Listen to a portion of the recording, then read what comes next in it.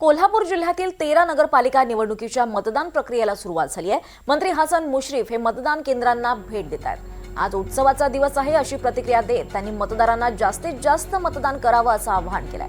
त्याचबरोबर जिल्ह्यात जास्तीत जास्त जागा महायुतीच्या निवडून येतील असा विश्वास सुद्धा त्यांनी व्यक्त केला आहे।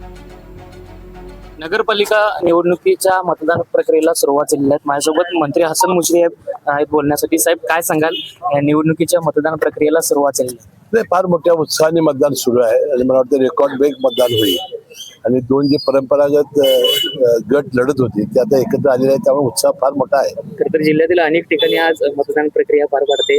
काय नेमका उत्साह असेल मतदारांमध्ये, काय वाटतं? सगळीकडेच, कारण 9 वर्षानं निवडणूक होते, त्यामुळे लोकांच्या उत्साहाचं साहजिक आहे। विशेष म्हणजे कागल, चंदगड या ठिकाणी चुरशीची लढाई जी आहे ती पाहायला मिळणार आहे। कागलमध्ये विशेषतः दोन नेते एकत्र आले। चुरशीची नाही, उत्साहाची निवडणूक आहे। खरं तर काय वाटतंय नेमकं संपूर्ण 13 नगरपालिकांच्या 13 मध्ये सगळ्यात महायुती सगळीकडे निवडून येईल, त्यामध्ये राष्ट्रवादी सर्वात जास्त जागा घेईल।